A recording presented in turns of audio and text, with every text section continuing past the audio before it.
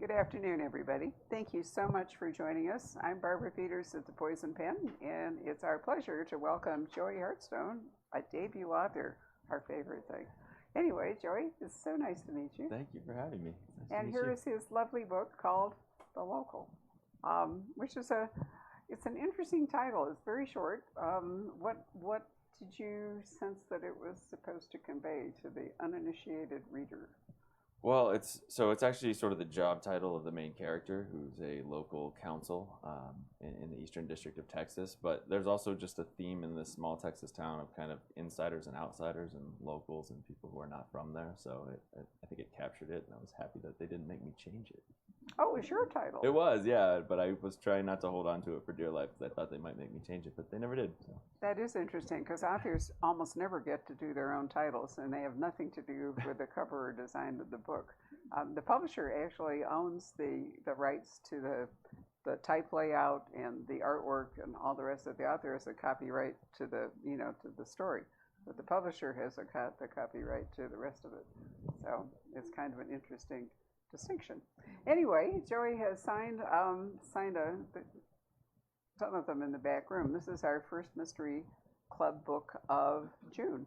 And when I read it, I was immediately captured by the voice, but also Joey wanted to be a lawyer, as I understand Yes, it, very much. but got sidelined. I did. And I actually did read the law, and then I got sidelined by becoming the plaintiff in a medical malpractice case, and now I'm a bookseller because I won the case. Lots of money. And so the Poison Pen is actually a not-for-profit bookstore as a consequence of all that. But anyway, many of the things that your guy went through, I've been through. Okay. So why don't you tell us about who he is and what he's been doing before we get to the predicament that he finds himself in? Sure. So the main character's name is James Euchre, and he lives in Marshall, Texas. And this is a real town where about 20 years ago a new federal judge was appointed, and he changed the rules of his courtroom to sort of entice patent infringement cases to be filed here. And so slowly but surely they started to file more and more, and what they found were the juries here were very plaintiff friendly and they liked awarding massive damages. So all of a sudden their docket just got flooded with all of these out of town and out of state patent infringement lawsuits. And so all these big teams of lawyers from big cities would come in, but they needed a local counsel to sort of sit on their team with them, but they didn't often do very much. But as locals started to do a little bit more, they realized that they were invaluable to communicating to the local juries. So there's just this cottage industry of like great trial lawyers in East Texas who most of them did not want to be patent lawyers. They'd never really studied that in law school, but they just found their niche as as doing great openings and closings and communicating with juries. So when I found out about this town and this particular profession, I thought that it would make a great character. So one of the things about patent cases is usually they're complicated. You know, the whole thing is difficult to explain to the average person, and therefore, if you have a somewhat unsophisticated jury, you never even know. I mean, jury trials can go any way. If any of you watched the Lincoln Lawyer, the new Michael Connelly, if you didn't watch it, I highly recommend it. Even though the movie by Matthew McConaughey was great, it's totally different. And I think the guy they've cast is wonderful. But really, in court, and I can say this from having argued a lot of cases, it's the best story wins. It always wins, regardless of, we think it's all about forensic evidence nowadays and all that, and that influences the jury. But if you look at the O.J. Simpson case, there's a classic, that jury was determined because it was too close to the Rodney King incident. That jury was absolutely determined to effect, a not guilty verdict for O.J. Simpson. Marcia Clark and I have talked about that. And once they didn't allow the venue to change to a not L.A. Jury, it was, basically all over. And picking the jury, there's a new book out by Robin Figueroa. You might not have read it, but you might have seen it. It's another legal thriller called With Prejudice. And basically what he's saying is that once you pick the jury, you basically determine the outcome of the trial. And that's kind of what you're talking about here, isn't it? Yeah, if you don't have one of these guys on your team, you're going to have a real difficult time convincing the 8 members of the juries to well, right, but you have a jury that is not, they're not Harvard grads. No. So if you're doing a patent case where they're probably going to be lost anyhow, Yes. it's an ideal situation for a plaintiff, right? Well, and as you said, I mean, there can be cases about like microbiology and Yeah. engineering and things that you couldn't possibly understand unless you had a degree in one of those fields, whether or not company A infringed on a patent that company B held. So, yeah, like you said, it just comes down to how you communicate to those people.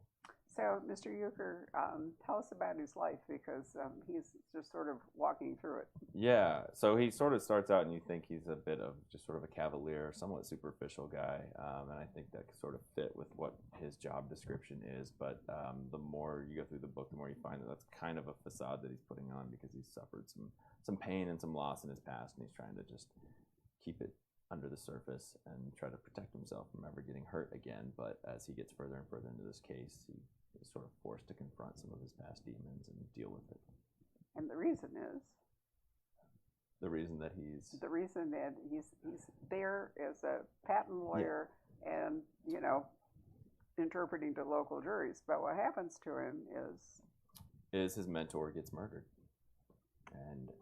And so he has a corporate client who gets charged with the crime, and he has already pitched himself to this client as the interpreter this client needs in order to win his patent case. And so now that his client is going to stand trial for murder in this town, he wants him because he's already convinced him that he's the best person to communicate to the local juries, even though James doesn't actually want to be the representative in this case, and he's not a criminal defense attorney, but he's convinced his client otherwise. So he goes into the world of criminal defense for the first time.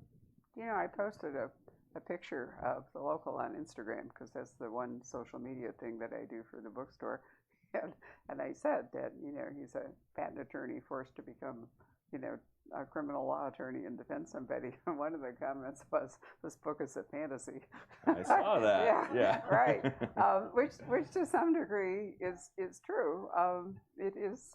It's not an easy transition from something as largely arcane, really, as patent law to criminal defense work. But in this particular situation, it does make sense. If you were in a more sophisticated environment, I didn't think that it could happen. Yeah, I saw that comment. Those are the types of comments that I definitely read and think about as I fall asleep at night. But I mean, often I feel like with fiction, you push the boundaries a bit because that's why you tell a story about that and not your average run-of-the-mill local counsel who's just trying a patent case. In fact, I tried to think of how can I make intellectual property law interesting enough to write a book about it. And it was just too difficult. Hard. Yeah. Pretty hard. Well, actually, I didn't think that the guy's comment was pejorative. I didn't think it was negative. I thought he was actually being funny. Oh. You know, was the way I took it. But just to show you how weird it is, patent law and trademark law are basically very similar. So back in 1989, when I wanted to, when I opened the store, being a lawyer, I thought, you know, I need to trademark the name. So I didn't think it was going to be that hard. I mean, people say, you know, why is it called the poisoned pen, not poison? And here's the reason. When our patent and trademark attorney, very, very nice guy, an author actually in St. Louis, went to research the names, which you have to do, there was an existing company called the Poison Pen. And I won't tell you about the scurrilous nature of this company. It was not one that you want to be associated with, and you really didn't want to go to their website. But the point is that because the Poison Pen existed, they wouldn't let us trademark the Poison Pen. And they didn't really, if we wanted to be the Poisoned Pen, we had to get permission from this woman who owned this other on the website. So our attorney, he tried, and she absolutely refused to sign off. So there we were, and we already had our logo, and, you know, it was all exciting, and here we were stumbling block. So I thought, okay, you know, I'm good at this. So I called her, and we talked a little bit, and I said to her, do you know what kind of business we are? And she said no, and I said, well, we're a bookstore, and one of the things we're going to do is we're going to invite authors to come and speak to us and so forth. Oh, she said. And I said, what would it take for you to sign off on this trademark application? She said, well, my favorite lawyer is I mean, sorry, my favorite author is, I can't remember who it was actually, but it was, and I said, well, here's the deal. I said, if I can promise you a signed copy of every book that this author writes for the next 10 years, is that going to be good enough? And she said, absolutely. So she signed off on it, and, you know, we got to be, but that's why, and it throws people because the ED, you know, is tricky, but that's the reason it's called, well, you know, poison pen letters were the Twitter of their day. That was how gossip circulated around. If you read any Agatha Christie book, you will find that poison pen letters are kind of an engine of them, because that's how people did a Twitter mob. They trolled people, you know, with, well, that's what you had to do, you know. So you could detect them by, you know, difficulties with the keyboard. You know, if somebody had, so Dorothy Sayers' book, one of them turns on the fact that like the O in the typewriter was, you know, destroyed. So technology keeps changing, and we have to do that in mysteries. But even though that was a dramatic story for us, I can't think of any way you could build a book or anything like that. So it did need to move to I tried for a while, but the moment you kill somebody, it just becomes so much more interesting. So. Right. So you have to transform your guy's life and make him up to the task. Yeah.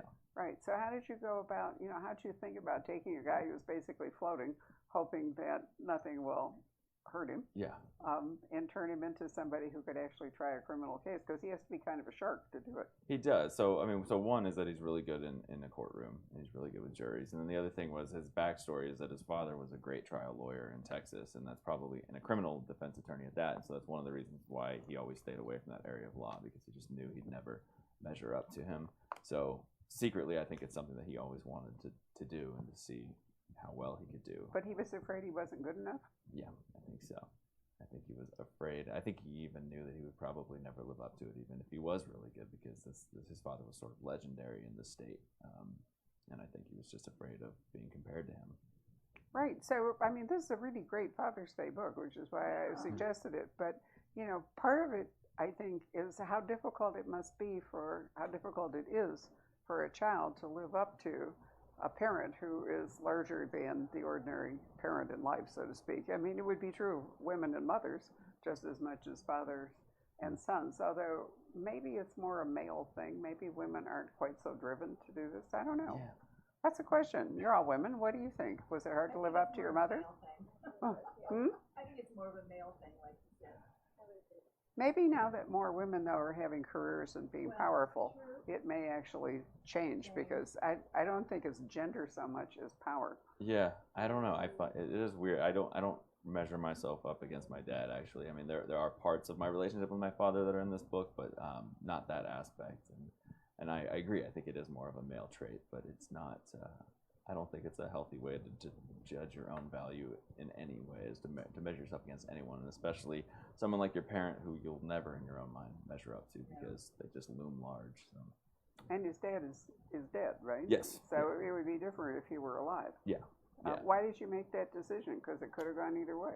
To have him confront things, I'd never written about that loss before, and since this was usually I write screenplays and for TV and stuff, and so this was more personal. So I wanted to get into some aspects of my life that I hadn't really gotten the chance to write about. So loss of a parent, sort of love life, that kind of thing. Wow. You know, I've always felt that every novel has some piece of the author in it. But in your case, that's really brave of you to say that, too, because most of the time authors pretend like it's not really me in here. There's no autobiography involved in this story, which is so not true. Yeah. I used to write like that, and I feel like when I actually tried to write away from myself, it wasn't as good. And then when I tried to write myself but not tell anybody about it, it felt, I think people can see through it anyway, so you might as well just cop to it. I mean, it's not all me, so you can guess which parts are and which parts aren't, but... People that know you would know that. Yeah, maybe. Yeah, it's true, it's true. Yeah. So, you know, people often, for a first novel, drift towards crime because there's a structure that comes with a crime novel, and if you're a new author and you're not, you know, you haven't figured out how to tell your story or structure your story, it's kind of readily available. But in your case, it sounds like the reason? Well, why is it that you decided to? You've kind of told us, but. Well, I love the law, and so I have a lot of my family members and friends are lawyers, and so I have one friend who's an intellectual property lawyer, and he was telling me about this town, and that's why I got really interested in it. But that was the only other profession I really wanted other than to be a writer, was to be a lawyer. So it's even though there is sort of a bit of a murder mystery in this book, that was less appealing to me than the actual courtroom scenes, which may not tend to be as riveting as searching for a killer, but the movies I love, the books I love, are always about lawyers, and I like the ones where they're actually in a courtroom and they're getting to lawyer and not just detective work. So you wrote them really well, and you've had a lot of positive response to the courtroom scenes. There are a number of authors who are not lawyers who write legal mysteries. John LeSquire, for example, would be, and he has a lifelong friend who's a very hotshot attorney that helps him with all of that. Did you have somebody you could rely on to? I did, yeah, a few, but mainly my Aunt Kathy, who is, she was a public defender in California for 30 years, and so she handled almost exclusively capital punishment cases, murder cases. So she had a lot of experience in the courtroom and a lot of experience with murder trials, and she read several drafts of this and would walk me through the courtroom scenes and try to make it so it was believable. So in a small town, the one that you have described in the book, would there actually be a public defender? So I think there would be, but this client is very wealthy, so I don't think he would get to use a public defender, and I think that is one of the fantasy aspects to this, is he could hire a very expensive legal team, but it's sort of built into the conceit of this story that an expensive legal team from California or New York isn't going to be the people that you want representing you in this town that doesn't really like outsiders. So right, the jury, in other words, would be turned off if this really high powered. That's such a, that really is true. I mean, I thought you run across that in British mysteries, possibly more than in American, but it is definitely the case. Well, we've seen it with the whole Trump thing going on, that I know, but nonetheless, people, right. Don't want more sophisticated or better educated or what they think are, rich people or whatever it is, telling them what to do or intruding on it. So it's been a very populist movement here in the States. And so I find it very believable that, that was a reason. But you haven't talked about who the client is, because there are other considerations because of his background. Yeah, so because of the insider-outsider aspect, I wanted to have the client be as big of an outsider as possible. So he's a Pakistani American whose father immigrated here from Pakistan, was a cab driver in New York, and so he grew up in New York City, and then he moved to Silicon Valley, and he started his own company, which is basically like an Uber or Lyft, but it only uses taxi cabs, because his father essentially was run out of business by Uber and Lyft. And so what he wants is the gig economy to sort of work for the people that it usually displaces, and that's kind of the story that he's built his company on. And it may or may not be true, but it seems to be a story that he's marketing himself with. And so he's he sort of makes the objections that a lot of corporations have about being sued here, which is, I don't build anything here, my company's not based here, the company that's suing me isn't based in this state, why am I getting sued here? If for no other reason than it's just plaintiff friendly and you're more likely to prevail. So the response to him has been not exactly what I anticipated, because he's angry, but in my opinion, he's justifiably angry.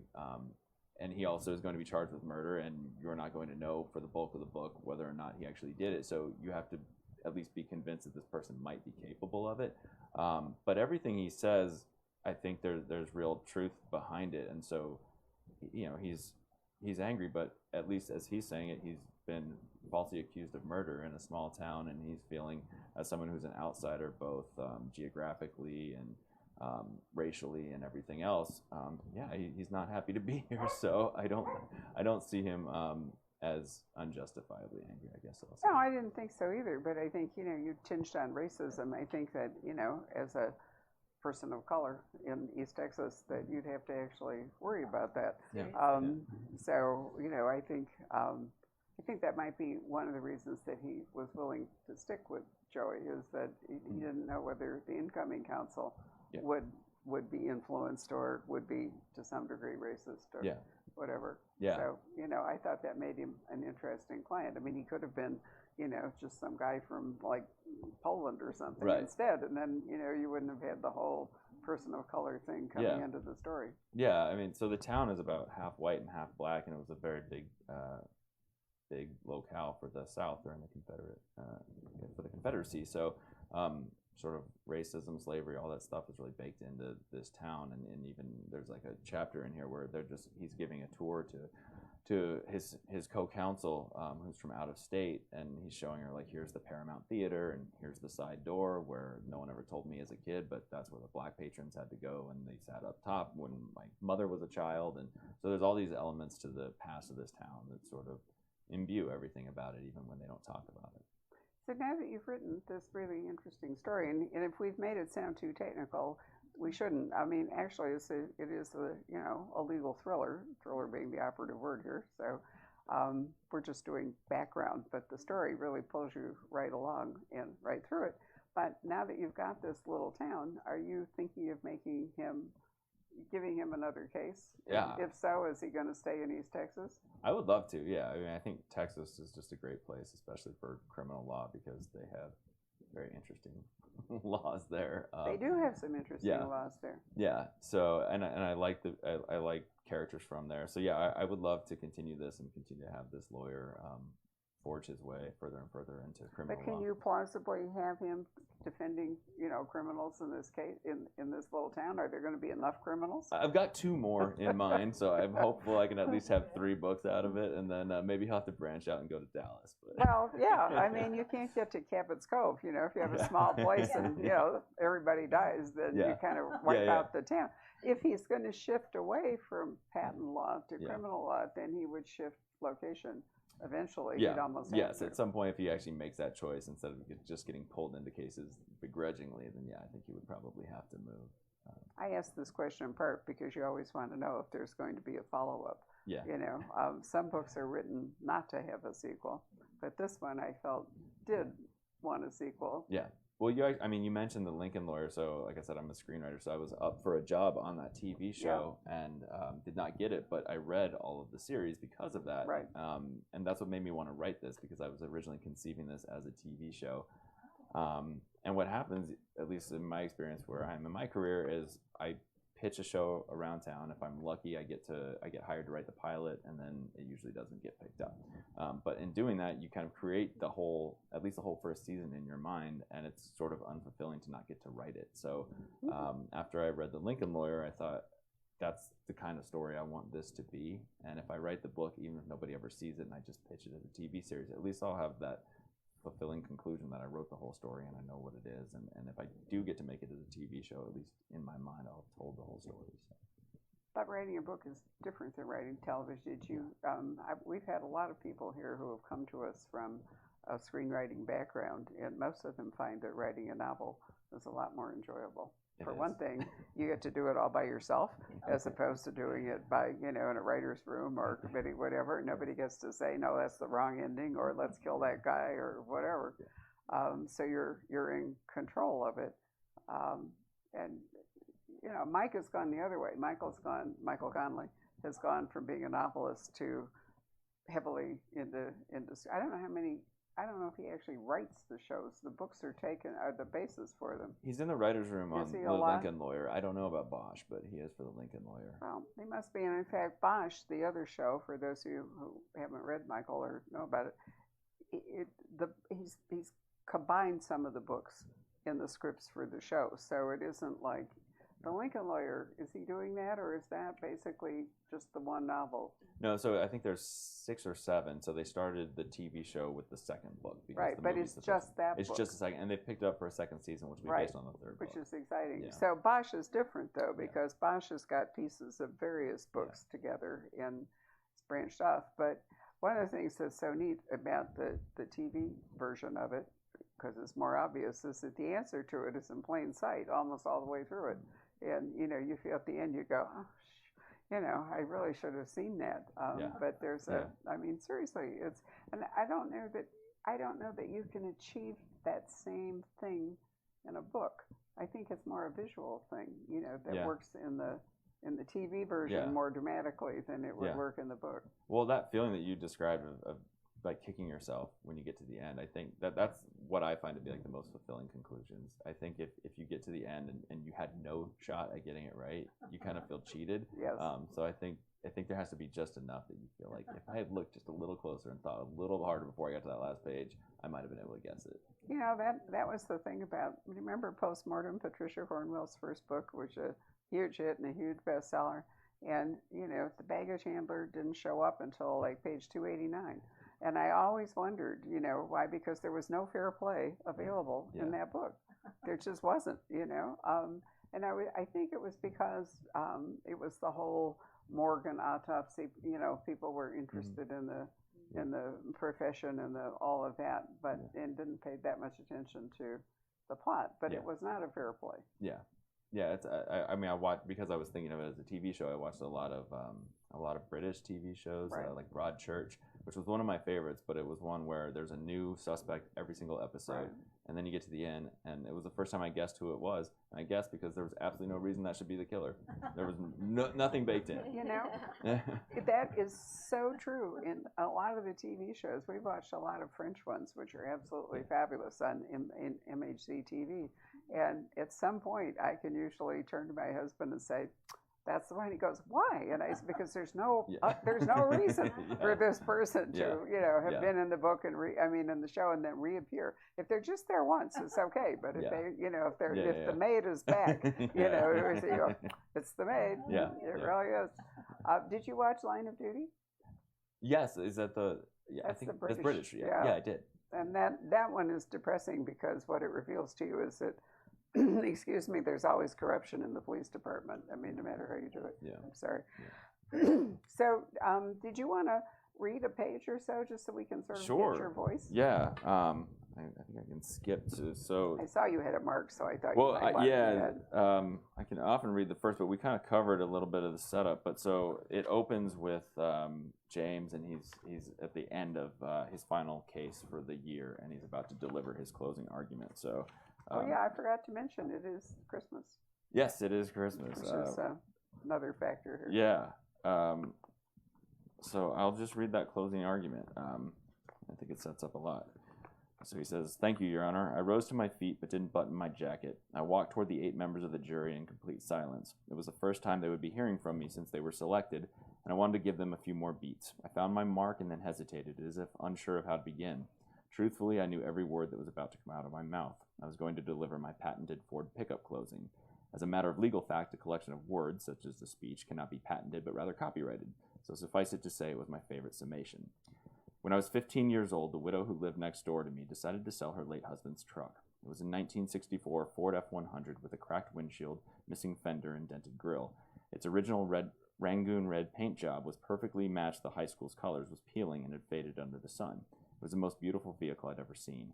I struck a deal with the widow. In 1 year, I would buy that truck for $2,400. Bagging groceries at the Kroger for $3.35 an hour wasn't going to cut it, so I got a paper route and started mowing lawns on the weekends. I took any odd job I could find, and for 1 year I didn't spend a penny unless I absolutely had to. Where most boys would keep a picture of their girlfriends in their wallet, I had a photo of this old truck, a reminder of what all the hard work was for. And the best day of my young life was when I emptied out my savings account, handed my neighbor all $2,400 to my name, and became the proud owner of a Ford pickup. When I got behind the wheel, a feeling of achievement washed over me. I'd never felt that way before. 2 weeks later, I stepped outside my home with the keys in my hand and discovered that the driveway was empty. I paused here as if overcome by the memory. I'm embarrassed to admit how many minutes passed before I accepted the reality. I'd never owned anything, and now my one possession in the world had been stolen. For weeks, I kept my eyes peeled, hoping I'd find my Ford abandoned somewhere, just waiting for me to rescue it. Then one day I got a call from Detective Elliott. He says they think they may have found it up in Marion County, but before they go and accuse someone of grand theft auto, they want me to confirm that it's mine. So we go up to Marion, and we pull up to this ratty old house with weeds for a yard, and there, parked right in front for all the world to see, is a 1964 F-100 with a cracked windshield, missing fender, and dented grille. I jump out of the cruiser and run up the driveway. Just then, a man in his 20s comes out of the house and hollers at me to get off his porch. I move right to him, fish my wallet out of my pocket, hold the photo of the Ford up in his face like it's a police badge, and declare, "My name is James Euchre, and that is my truck." The man looks at the photo and then back at me and says, "That can't be your truck. Your truck is red. That truck right there is black." I paused again, allowing the audacity of this comment to infect my listeners. Not only had this man taken my vehicle, but now caught dead to rights with my property in his possession, he had the nerve to deny everything after he had stolen my beloved truck because he had covered that original Rangoon red body with a cheap coat of black paint. For all the flaws in our legal system, the one thing that we got right was entrusting ordinary people to dispense justice. Even in a field as complicated as intellectual property law, we put our faith in common citizens. Patents can be incredibly complex. It often takes an advanced degree in electrical engineering or microbiology to understand how something works, let alone whether or not the idea behind it was taken from someone else's design. The lawyers from the firms on both sides of this case had spent the past 5 days asking these jurors to think. In my first 5 minutes, I had asked them to feel. Very nice. Right. Does he go on and scratch the black paint to reveal the red underneath it? No, but it's definitely his truck. It is his truck. It is his and truck. now you know why there is a truck, in fact, because I thought, you need to hear that speech in order to discover it. Well, we probably can't say very much more about the book because we don't want to spoil it for you. Do any of you have questions that you'd like to ask? Yes. Was it hard for you to write about a real town and not feel like people there would be upset about it or upset about what you said? Yeah, I mean, that was a little weird. So I've written 2 movies and they're both about real people. One was about Lyndon Johnson. So the nice thing was he was already dead, so he wasn't going to be mad at what I wrote. But so I have thought a lot about it, and I think you can't think too much about how the subjects are going to respond. But in this case, I thought if they absolutely hate it, I just won't go back to Marshall. But I thought a lot about Friday Night Lights. Stoned in Marshall, Texas. Yeah, right? exactly. That could be a title of your next book. It right? could. But yeah, there's a chance. But I mean, I did, in some ways I fell in love with it. I mean, like I said, I'm from Flagstaff, so it was fun to go see a little town that was not too dissimilar in size. And there are things that I really thought were interesting about it. So I hope they feel like I treated them fairly. So the town itself is almost like a character. Yeah, it definitely is. It's a really interesting place, and then this whole patent litigation stuff that they've got going on there. When people from outside come to look at it, it's usually people who want to write about it in a negative light, and there is some stuff that's negative about it, but that wasn't really what I wanted to do. So every time I talked to a lawyer there, I had to spend like half an hour just convincing them that that was not my angle, at least not for this first installment. And that was nice because what they do, they're very proud of what they do, and I wanted to create a character who was passionate about his work and not criticize everything from an outsider's point of view. Pat, are there any questions that you want to address? So we have a question from the audience online. Has writing always been a passion? Yeah, I didn't think it was going to be a career until I graduated from college, but yeah, someone asked me the other day what the first thing was that I wrote that I remember writing, and I was in 2nd grade, and I had written a story about my mom dying because my parents had just gotten divorced, and my mom and my 2nd grade teacher were crying, and I didn't know why, but so I think I've always sort of wanted to express myself in the written word. Is that it? Do you have any books that you currently love that you want to share with the rest of the audience? Most recently, I read a book called Bathhouse by P.J. Vernon, who is published by the same publisher as me, and so that's how I met him. And it's an exceptional thriller about it's a little bit of an erotic thriller, but yeah, he blurbed the back of this book, so I like to promote his book because I genuinely enjoyed it before I met him, and he's a fantastic guy, and I've sort of got to follow in his path for everything about the publishing world. So. And we've already talked about Michael Conley, so. Yes. But I like your quote from Woody Harrelson. How about that? He says, "The Local is everything I love in a book. It's a thriller, a whodunit, and a sexy courtroom drama. It's a real page turner with fascinating characters that take place in my home state of Texas. Enjoy." Woody Harrelson, do you know him? Yeah, a little bit, yeah. So the 2 movies I wrote, he stars in both of them. So I wouldn't go so far as to say we're friends, but we know each other enough that I was able to reach out and say, "Would you mind doing me a huge favor?" And he's a very nice man, so he did. Lovely. Right. So you did just touch upon a potential problem I think you have, which is if the judge who set this whole thing in motion, that the patent the venue, the fact this is a great place to do patent cases, and he ruled his courtroom with a really iron fist and was great, and he's the one that's murdered. So my question would be, who's going to carry the whole thing forward without him? And that you haven't dealt with it in this book, so you can deal with it in the next book. Yeah, yeah. So the real judge is a guy named T. John Ward, and he took over, I think, in 1999, and I think he stepped down about 5 or 6 years ago. So they actually are under their second judge now, and he has taken on the reins, and he's doing the same thing. I mean, there's a Supreme Court case that came down a couple years ago that tried to limit the amount of patent cases they could take in the Eastern District, but they still have a ton, and yeah, the judge is still running it like a factory there. But in this book, Yeah. you don't have an obvious successor to the dead judge. So there's this one thing about this area. There's this particular area, like, so that building right there is the old Harrison County Courthouse, which is now actually a museum. But right next to it is the Federal District Court, which is really sort of a modest building, and you'd walk past it and you wouldn't know that this was a huge federal court in this country.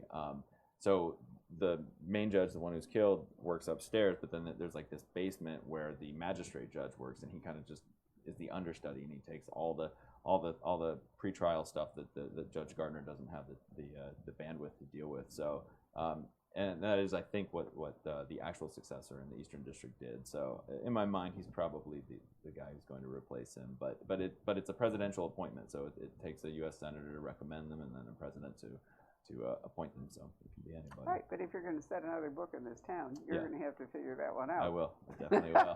That was my point. You know, you're not going to be able to ignore it. Sorry, but yeah. Yes. Right. So legal training is you spend much of your time thinking ahead. It's all about what if you're actually studying the law.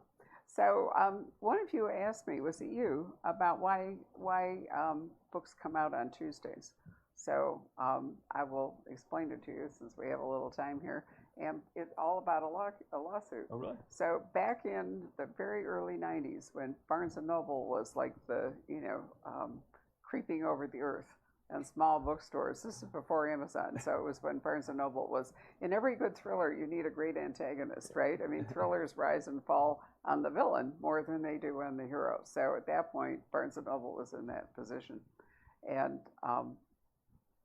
there was I think it was the Northern California Booksellers Association. It was a California Booksellers Association. I'm pretty sure it was the Northern one, but I could be wrong. But anyway, they brought a lawsuit against Barnes & Noble claiming unfair trade practice. And the reason was that if you are running a warehouse operation, if you have any sense, what you do is your biggest orders are on the dock and they go out first, right? So if somebody's ordered 1,000 books and then 500 books and then 200 books, the big guys go out. And then they ship the small orders. Well, most independent bookstores, of which there were many, many more then than there are today. When I started the Poison Pen, and it's a mystery bookstore just because I thought, having been a lawyer, that you needed a specialty. It was really hard to be a general lawyer. It's hard to be a general bookseller unless you bought, some enormous property. And I like mystery best, so that's what it was. And there were 30 mystery bookstores. And we had a whole association and the whole bit. Now there are like 4 of us, and we're not even a mystery bookstore anymore. We've moved way past that, but nonetheless. So they brought the lawsuit claiming that the Independent Bookseller Association in Northern California, that Barnes & Noble had an advantage because they would get their books, the new books, like the new John Grisham, really hot books, on Friday. And they had the whole weekend to sell them. And then the little orders wouldn't show up till the next week. And they said it wasn't fair.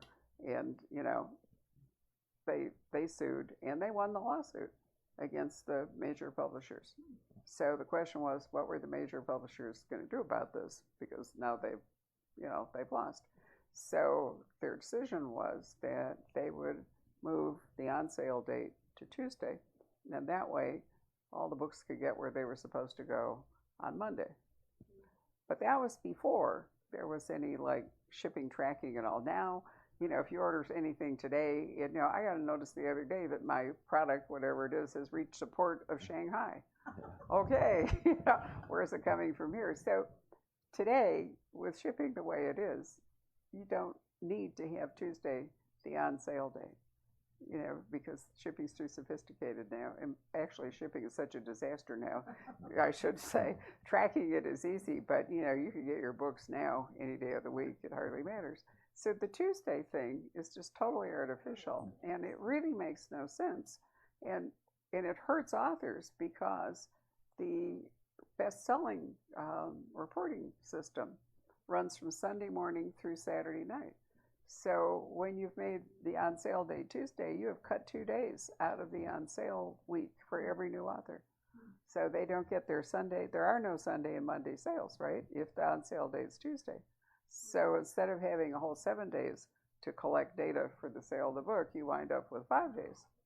So we have resisted that, and I shouldn't say too much about it before somebody lands on me, but you will have noticed that most of our big events are on Monday or sometimes on Saturday or Sunday.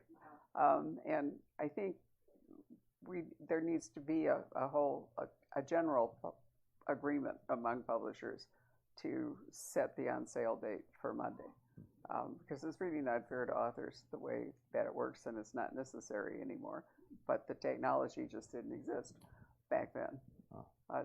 People are, you have to be as old as I am and in this business as long to even remember, because people ask me all the time, publishers ask me, why is the on sale day Tuesday? And I'm going, okay, you're just, you just didn't live through it, so you don't remember it. The other thing I thought was really interesting is that I chaired a bookseller roundtable about that same time at a meeting of the American Bookseller Association in California. And I was asked to chair a roundtable, and I can't remember what the general subject matter was. But this whole thing came up again because the lawsuit was going on. And the room was full of booksellers complaining that Barnes & Noble had this unfair advantage and they couldn't sell the new John Grisham. And I really got fed up with that. And I'm realistic. And I finally said to them, you're doing this all wrong. I said, you're never going to sell a lot of John Grisham because you can't afford the 30% discount that Barnes & Noble is going to apply to it. I said, you shouldn't even be thinking about trying to sell bestsellers. What you should be thinking about is finding new authors, and that was when Nevada Bar had published Track of the Cat.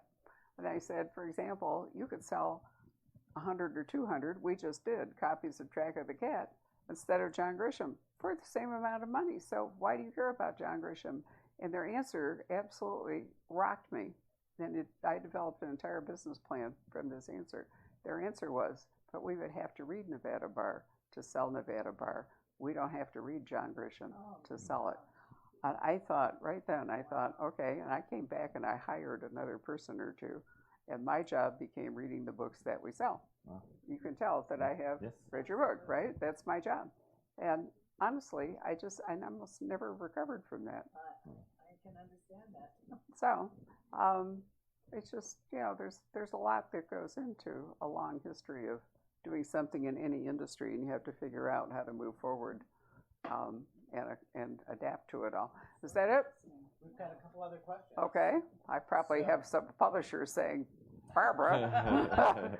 So one question is, who's Joey Hartstone's publisher? And the second one is, how long did you spend researching and being in a small Texas town to get the feel? The publisher is Doubleday, who also publishes John Grisham, so stop saying bad things about him. Sorry.